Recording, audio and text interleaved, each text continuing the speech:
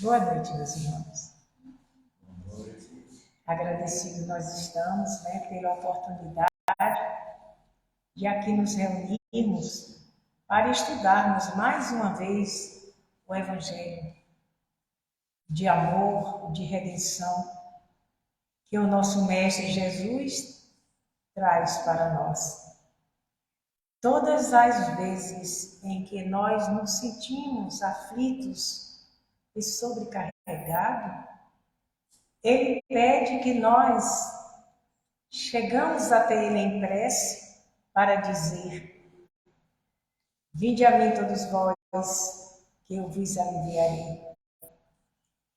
O nosso Mestre, Ele não nos promete tirar todas as nossas dificuldades, mas que estará sempre conosco, nos auxiliando, nos amparando da melhor maneira possível.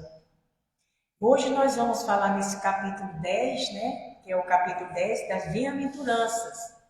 Então, nós vamos fazer esta daqui que é a parte, bem-aventurados aqueles que são misericordiosos, porque eles receberão a misericórdia. Então, nós sabemos que essas bem-aventuranças são 8, se não me engano, 8 bem-aventuranças.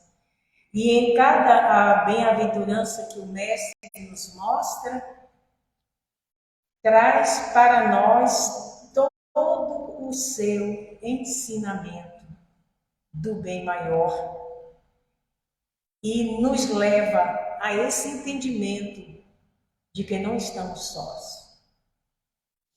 E nós estamos sempre bem acompanhados com o nosso Mestre. A dificuldade maior é diante da nossa vida cotidiana, mediante dessa forma em que nós vivemos na Terra, em busca da nossa sobrevivência e em busca também, das nossas melhoras materiais. E esquecemos, às vezes, de buscar esse apoio que Ele nos oferece todas as vezes, quando Ele pede que nós, se nós pedimos, Ele nos dará. Mas só aquilo que de fato esteja precisando. Então, hoje o nosso capítulo é no item, porque o capítulo está no nosso querido amigo, Então é o capítulo 5, o versículo 14. E nós temos que compreender em tudo isso que se faz, quando ele fala que a gente perdoe, para que nós possamos sermos perdoados, E esse processo daqui vai em todos os pontos. Aqui, essas bem-aventuranças está em todo o julgamento que nós possamos fazer ao outro ou a nós mesmos. E esse é pequenininho. O trabalho de hoje é pequeno no sentido do aconselhamento do Mestre, que ele está em Mateus. Essas bem-aventuranças que nós estamos estudando agora está em Mateus. No capítulo 5, que vai aí do capítulo 5 até o versículo 24, 27, 28, até quando completa todas as bem-aventuranças. Então, ele nos mostra que o sacrifício mais agradável a Deus. Nós, antes de ter esse entendimento da doutrina, nós achávamos que o sacrifício mais agradável a Deus era nós nos culparmos, era nós nos castigarmos. Então, nós observamos que em tempos atrás, no começo mesmo do cristianismo, no começo, depois que foram surgindo outro tipo de religiões, então, se você entrasse em conflito com aquilo que você considerava a verdade espiritual, você se mutilava. Então, havia aquele sacrifício de se bater, de passar um tempo sem se alimentar, e tantos outros. E nós que tínhamos essa religião católica, porque é uma das religiões mais antigas, falando em cristianismo, eu não estou falando de muçulmanos, eu estou falando do cristianismo, que houve uma mudança incrível depois que o nosso Mestre Jesus partiu para o mundo espiritual. A própria Igreja Católica fez a sua própria, estudava os evangelhos, afastava aquilo que via que não era de conforme aquilo que eles estavam querendo passar para as pessoas. Então, em vez de ser esse cristianismo redivivo, esse cristianismo simples e da verdade, passou a ser um sentimento com regras, né? E as pessoas começaram a intuir as pessoas como se tivesse, como no princípio de Moisés, um Deus mau, um Deus que castigava, um Deus que feria e que era responsável por todas as coisas ruins se nós não praticássemos aquilo que não estava dentro do próprio conteúdo da igreja. E nós ficamos nesse contexto de muitas reencarnações. Nós estamos dentro de tudo isso, né? Porque o Espiritismo não há dogmas, há só o estudo. Você estuda e você passa para as pessoas aquilo que você compreende e aquilo que você sabe. Mas ele dá uma abertura para nós e nós queremos dialogar. Uma discussão simples, onde nós entramos em combate, entre aspas, até chegar nenhum consenso, vamos dizer assim. Porque quando você começa a aprender o Espiritismo, quando você começa a ler muitas vezes os romances, começa a estudar os livros maravilhosos do nosso André, então nós observamos que há sempre, devido ao nosso tempo de doutrina diferenciada, nós contestamos com muita coisa. Em especial, né, nós sabemos, no ano de 40, da década de 40 para cá, quando o nosso querido começou a fazer o Nosso Lar e todos esses livros que tem do André Luiz, de você discutir mesmo, lendo o livro e você começa. O que é o Espiritismo? É essa razão. Você se pega um livro que seja espírita, que está dentro, não da codificação, mas que está dentro de um romance, que está dentro de um conhecimento, que vocês podem observar que todo conhecimento de qualquer livro espírito, a partir de Kardec, a partir de André Luiz, nós observamos que tudo está dentro desses ensinamentos. Se você pega um livro de do Siqueira, né, que eu sempre falo o primeiro e último nome, ele traz livros fantásticos sobre Deus, sobre a vida, sobre o equilíbrio emocional, como se deve fazer para mantermos esse equilíbrio emocional, mas tudo está dentro do livro dos Espíritos e do livro de André Luiz. Então nós temos essa base. E o Evangelho é a matriz de tudo, não é? Toda religião que se diga cristã acredita-se em Jesus. Muitas religiões não acreditam em Jesus. Não no Ocidente, não no nosso tempo, não no nosso momento, mas no Oriente há diversas religiões que têm Jesus como qualquer um profeta, como qualquer um daqueles profetas. Não tem uma convicção tão grande como nós aqui. Nós abraçamos o nosso mestre. Acredito que ele foi um grande homem. Porque se você vê Jesus como Jesus, você vê ele um grande homem. Um homem que tinha uma capacidade imensa de amar. Aí quando você vê ele despontando depois dos 30 anos, para começar a passar para nós a sua verdade, que era a verdade vinda de Deus, né? Porque ele era orientado diretamente por Deus. Então, nós observamos quando a partir daí o nosso Mestre Jesus se transformou no Cristo de Deus. Porque ele diz que ele é o caminho, ele diz que ele é a vida, ele não diz eu sou. É como se ele estivesse no caminho também. Eu estou no caminho, mas só a mim, quando você chegar até mim, é que terá a capacidade dessa compreensão de chegar até ele. Por quê? Porque o que é que nos faz sofrer aqui na Terra? São os nossos enganos, os nossos erros e principalmente o nosso egoísmo. Nosso orgulho, a nossa prepotência, a nossa vaidade. O nosso mestre falava por parábolas para que nós pudéssemos compreender. E ele sabia que não ia alcançar todo mundo.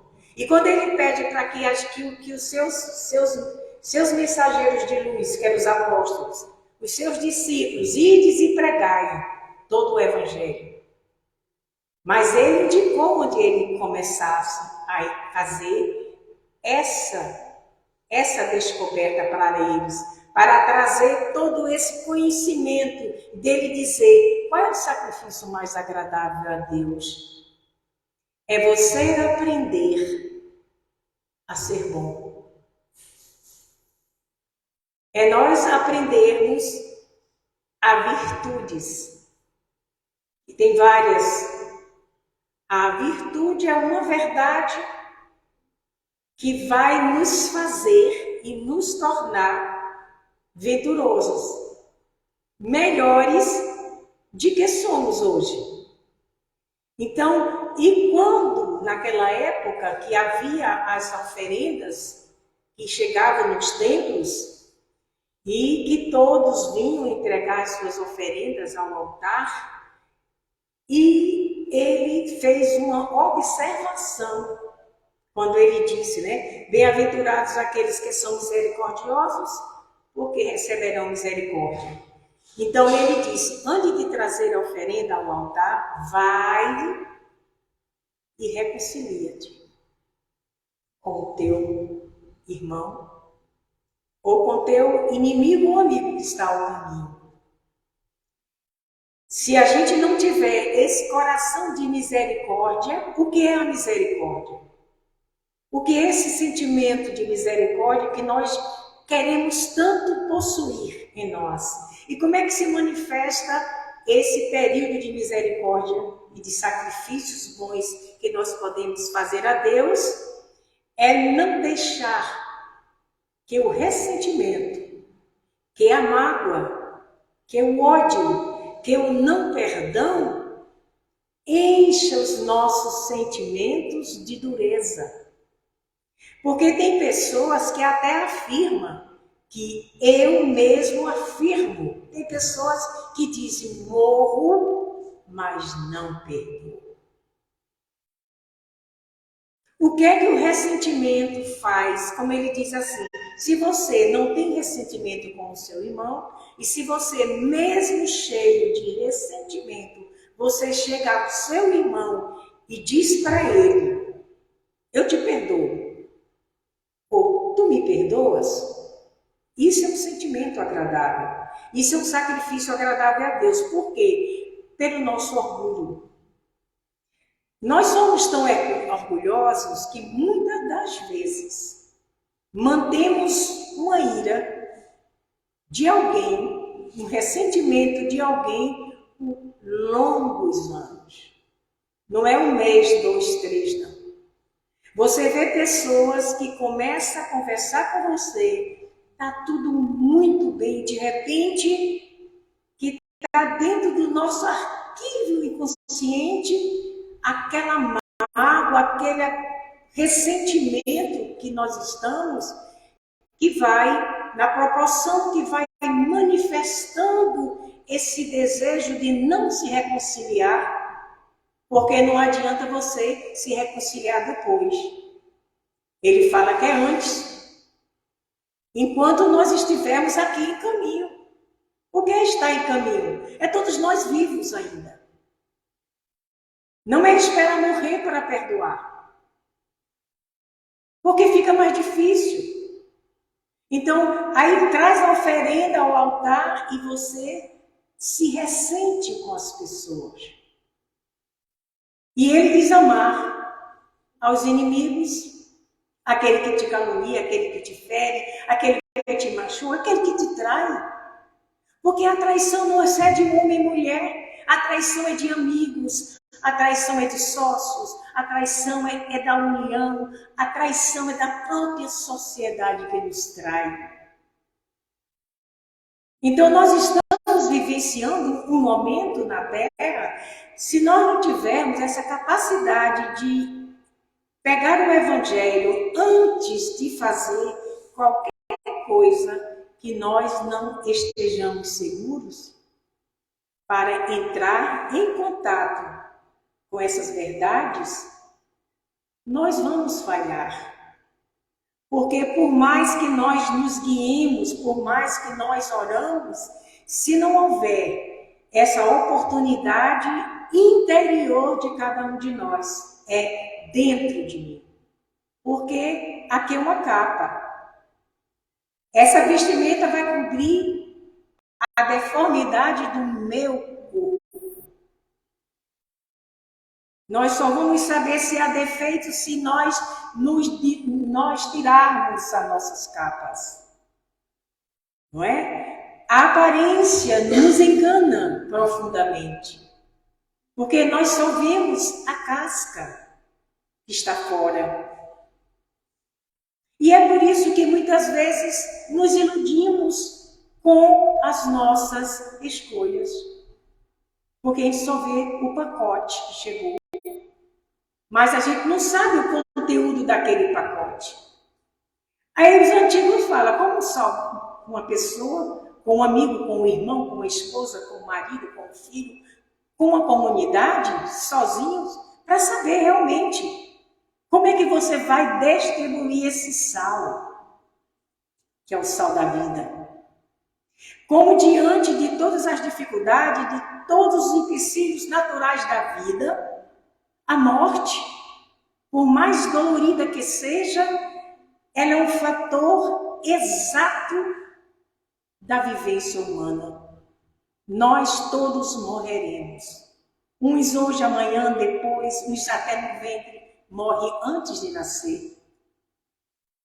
Que não teve nem oportunidade de ver. Então nós observamos que se nós guardarmos só o que não serve para nós, que são chamados de lixos, onde nós colocamos dentro da nossa consciência, e fica diferente. Ao que a mágoa faz conosco? A mágoa nos provoca doenças, caroços, coisas que endurecem o nosso corpo, porque ela trava a nossa flexibilidade de raciocinar. Então, muitas vezes, nós nos vimos iludidos por algo que nos fizeram. E o mestre diz assim para nós, dei graça que não foi tu quem fizeste. E a gente fica ofendido porque me machucaram, me traíram, me feriram. E nós não temos nenhum momento de dizer isso que ele nos ensina com a simplicidade. Graças a Deus que não foi eu que feri. A dificuldade da compreensão de nós seguirmos o Cristo não é difícil seguir. O difícil é exemplificar. É nós sermos o que de fato existe dentro de cada um de nós. Os talentos estão. Porque eu não podia saber o que era alegria se eu não tivesse tristeza. Então tem que ter esse controle na vida da gente. Se você só sorrir, você vai ficar doente, porque você não vai conseguir, de tanta dor que você vai ter nos músculos da sua face. E se você gargalhar muito sem parar, você vai sentir dor abdominal. Nós sentimos dores se a gente ri demais. Então nos mostra que às vezes o chorar é que nos envolve em um momento de sofrimento ou de desespero, de termos esse momento livre de união com o Mestre. Onde quer que você esteja, eu estarei contigo. O problema maior de nós humanos é achar que nós estamos muito distante de Deus. Mas Ele está sempre junto de nós. Se nós precisássemos sermos santos para falar do Mestre, as casas estavam vazias. Se você vê um trabalho mediúnico que é feito na casa espírita para ajudar as pessoas que passam processos obsessivos, como nós, todos passamos, se esperasse pessoas que não tivessem, em momento algum, nenhum desequilíbrio emocional, não existiria mediunidade. Agora, quando você assume um compromisso diante de um trabalho e auxílio do outro, aí sim, você vai ter que aprender a mudar. Porque o Kardec já nos fala, se conhece o verdadeiro espírito ou espírita, aquele que se esforça cada vez mais para modificar os seus hábitos errados, né? A sua questão moral. Porque o pacote é bonito. Eu quero ver se você vai me ver desse mesmo jeito dentro do meu lar, com meus filhos, com meu esposo, com a minha família difícil. É aí onde a gente está dissolvendo o primeiro laço para tirar aquele embrulho que está nos conservando com esse verniz que é natural. Senão, como é que nós viveríamos diante da sociedade? E é por isso que seguir a Jesus, tanta gente diz que segue, tanta gente que diz que está salvo, é porque ainda nós não compreendemos que Deus, a lei divina, todos os atributos de bondade que Ele fez para conosco, porque Deus não fez ninguém ruim, porque a sua obra é perfeita. Ele não faz como eu, que vou fazer um vestido e desmancho 3 vezes, porque acho que está torto e desmancho. Ele faz e está do jeito que é para ser até o final dos tempos. E é isso que está faltando em nós. Sermos de fato nós. Porque não é fácil. E esse sacrifício que ele fala que é agradável é essa reconciliação. Reconcilia-te com todas as coisas do céu e da terra. E quando houver a reconciliação, isso não é uma ideia, é uma ideia de fora, é uma ideia dos nossos queridos amigos japoneses, né? Que tem uma visão mais holística da vida. Então ele diz, reconcilia-te com todas as coisas do céu e da terra. E quando houver a reconciliação com todas as as coisas do céu e da terra, tudo será teu amigo. Onde é que estão os nossos inimigos? Em nós mesmos. Porque nós machucamos demais. Nós somos pessoas estranhas que ainda não compreendemos nos doar. Nós somos pessoas que ainda temos a capacidade de baterem a nossa porta e nós fingirmos que não estamos para não atender. Há um nosso amigo evangélico que chega todos os domingos, todas as quartas-feiras em outra parte, para passar uma mensagem da Bíblia Sagrada para eles. E nós fingimos. Nós fingimos quando a campainha do Quiro bate na porta. Vou fingir que estou dormindo. Nós estamos distante, tão distante desse sacrifício agradável a Deus, que às vezes a gente se sente até hipócrita.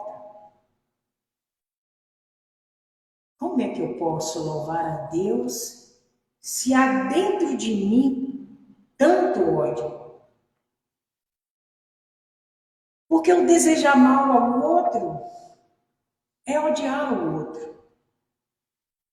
E tem amigos nossos, filhos nossos, que diz assim: eu quero que ele se dê mal, se Deus quiser. Fulano deixou o lar. Foi mesmo, ele deixou o lar, foi. O que é que você acha que ele deixou o lar? Isso é um problema de cada um. Aí se você disser assim, mas fulano, depois que deixou ele lá, ele não está dando sorte com nada. Aí quem é aquela pessoa que está com ressentimento daquele ex-esposo, o que é que vai dizer? Tomara que se ferre. Deus quiser. Somos nós ainda. Nos enganando. Será que é isso mesmo que nós queremos? E o que é isso? Que sentimento é esse? É o sentimento de egoísmo. Se não é meu, então não vai servir para ninguém. Amar é muito fácil em palavras. Eu te amo. Eu vejo tanto eu te amo que antigamente no tempo da minha juventude, eu não tinha coragem de dizer para uma pessoa que eu amava se eu não sentisse esse sentimento. Hoje, só fala. Namoro um dia, eu te amo.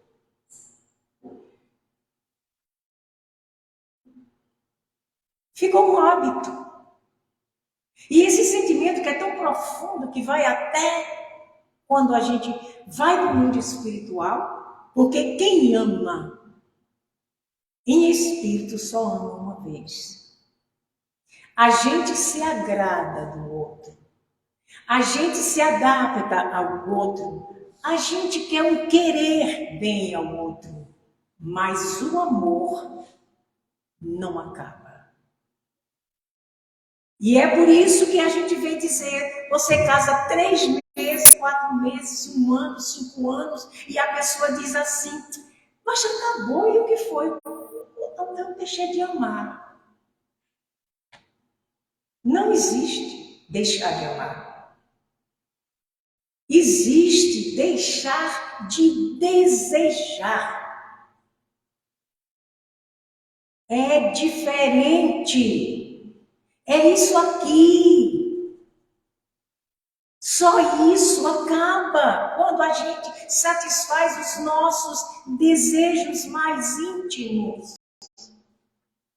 E é por isso que o mestre diz, reconcilia-te. E é por isso que está tão vulgar a família. As pessoas estão se separando. E os filhos vão ficando à toa. E nós vamos amontoando nas nossas costas dívidas após dívidas. Não é viver um casamento de mentira. Se você não gosta, não quer bem, não dá certo, você machuca o outro, eu posso dizer para você, segue teu caminho. A doutrina espírita não manda você ser machucada, para não voltar de novo e para aquela mesma pessoa. As pessoas não entendem o sentido do ficar até terminar o relacionamento. O relacionamento ferido, machucado, sem princípios, sem respeito, não existe. Não existe. O sacrifício agradável a Deus é você ter coragem de dizer para o outro, vai, seja feliz. Pode ir.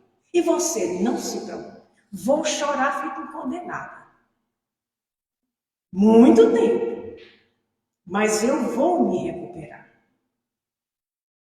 O amor aqui é apego. Quando a gente quer, a gente não deixa nem chegar na porta. A gente entra no lugar já preocupado se a pessoa, quando entrar, o fulano ou ciclano vai olhar para a pessoa. A gente está vendo é isso. Esse desespero tão grande que o ser humano nem respira. Então, meus amigos, vamos pensar bem. Quando Jesus disse, ide e reconcilia com o vosso irmão, antes de apresentar a vossa oferenda, ensina que o sacrifício mais agradável a Deus, ao Senhor, é o do próprio ressentimento, e antes de se apresentar a Ele, o ser tem que perdoar. Perdoar é esquecer as ofensas? Não. Ninguém tem Alzheimer? Esquece que tem Alzheimer. Se a pessoa me ferir, eu vou lembrar. Poxa, cara mal mesmo, sabe? Mas que seja feliz. Por quê? Porque pode ser que seja comigo, mas com alguém já não é a mesma coisa. Não é verdade? Por que a gente não diz isso? Jesus, o Senhor, Ele perdoa 1000 denários, vamos dizer assim, 1000 denários. E o cara não perdoa 1 denário, 100 denários. O outro é generoso, ele tem misericórdia e diz, Senhor, eu não posso te pagar agora. O outro que devia 100, ele mandou a prisão. Isso somos nós. Ainda. Sendo expulso do templo. Porque o templo agora é comércio. Com o nome do Cristo. Se você me der 200 reais, eu te garanto o céu lá. Pode ficar tranquilo. Você vai estar pertinho, Nosso Senhor. Se você for católico, Senhora. É assim que nós fazemos. É assim que nós estamos vindo caminhando a humanidade. Como se a vida terrena fosse imortal. E imortal é o espírito. A gente larga tudo aqui. Então eu digo isso para vocês, pensando em mim, pensando na luta que nós temos todos os dias. Mas você não pode enganar a si mesmo. Que existem os hormônios, existe todo o conteúdo de músculos, existe todo o conteúdo de vitalidade que nós estamos vivenciando e aos poucos, dependendo do dia, do tempo ensina. E a velhice chega, querendo ou não, a gente tem que aprender a pedir. Ô fulano, me dá esse lugar para eu sentar porque eu estou cansado. E tem jovens que dizem, não, eu também estou, que eu saí do trabalho agora. É fácil não, gente. Mas nós não somos todo mundo. Nós somos cristãos.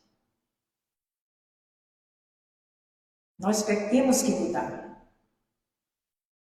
Nós precisamos reconciliar-nos com todas as coisas que nos rodeiam. Essa semana as muriçocas estavam me matando. Eu não estava com raiva da muriçoca, não, eu estava com ódio da muriçoca. Eu peguei o livro aqui para estudar, aí eu já vi esse negócio aqui, né? Sacrifício mais agradável a Deus, reconciliar-se. Eu disse, meu Deus, eu queria envenenar essas muriçocas todas aqui. Quando você se reconciliar, porque quando a gente se ira, quando a gente tem raiva dos bichinhos, dos insetos, a gente solta um líquidozinho no seu nome, que as muriçoquinhas vêm tudinho, vai te picar. Pica muito. Tem pessoas que é mais sensível a esse, e elas vêm e pica mais o outro. E o Chico, que disse que ficou olhando um lacraio lá, olhava para um lacraio que é o escorpião, né? Na Bahia a gente chama lacraio porque o baiano fica falando em tudo. Aí o escorpião estava lá e ele olhou e com o chinelo. Aí olhava. Mas se eu bater nele, ele vai sentir dor. Estava lá Chico olhando para o escorpião. E ficou lá olhando. É tanto que o escorpião fez meia volta e foi embora. E aí ele não matou o escorpião. É a reconciliação com todas as coisas do céu e da terra. Se você não deve, ninguém te rouba. Ninguém te fere. Se você já traiu, não aguarde.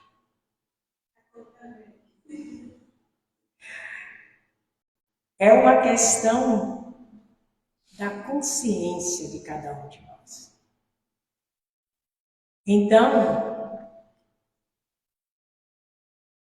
Então ele diz assim, se você tiver algum sentimento mal, se você está desejando o mal ao outro, se você está manifestando dentro de si uma dor de querer ferir, a prece que você fizer, é que eu estou vendo aqui, a prece que você fizer não chegará até o Altíssimo.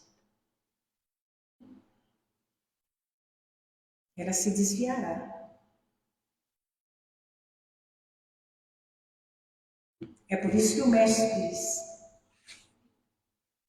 entra o teu altar, o teu quarto. A gente pensa que é fechar o quarto e a gente ficar no preço, é o quarto aqui. É você estar numa multidão de sofrimento, multidão de gente falando mal, multidão de gente coisada, e você está ali como os índios, os indianos fazem. Concentra assim e não vê e não escuta. E se concentra só naquilo que ele está querendo fazer. É fácil? Não.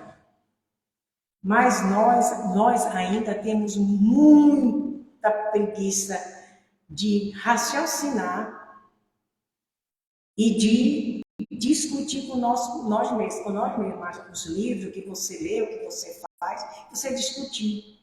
Teve um irmão que disse assim, você vai, Dona Linda, assim, você vai escrever tudo que você acha que você é maravilhosa. Olha, a lista.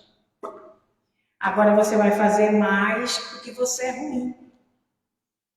E eu engasguei, né? Porque eu fiquei com... Botava o nome e apagava. Ah, eu não sou assim, não. Eu não sou assim, não. É isso, esse exercício. Você, invejoso, para a gente encerrar. Não, eu não sou invejosa. Eu não invejo ninguém, não ligo para nada. Quem tiver as coisas que tem aquilo, e foi aquela confusão toda. Aí eu ainda botei que eu era covarde, porque eu não sabia dizer o que era preciso, que eu guardava e estava errado. Porque se você não dizer a mim que eu te machuquei, como é que eu vou saber? Eu vou te machucar sempre. É por isso que às vezes os casais não se entendem. Não é xingar, é dizer, poxa, fulano, você me machucou hoje. Duvido que ele faça mais. Então, eu estava assim, aí eu botei uma lista boa, viu, que eu de ruim, mas muito pouquinho. E a tal da inveja eu coloquei e deixei lá. Depois paguei. Fui embora. Cheguei no ponto de ônibus, esperando para vir para casa, lá esperando. Passou um casal de idosos. Coisa mais linda. Os dois velhinhos pegadinhos na mão, gente. Coisa mais linda. Ele com cuidado nela e ela com cuidado nele. Aí, ó, a mente fez clique. E eu cheguei em casa e botei inveja. Porque eu tinha inveja daquele casamento que chegou até o fim e o meu não tinha chegado. Coisas ocultas do nosso interior. E quando você coloca o nome da inveja, você vai vendo ela, não é fácil.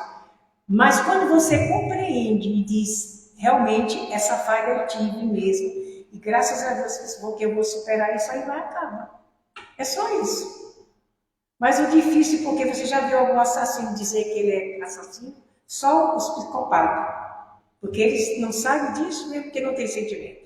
Mas o mais ruim que tiver, que gosta de um cachorro, de uma planta, de uma mãe, de uma mulher, ele diz que não é assassino. Porque todos nós nascemos para sermos anjos. Um dia seremos.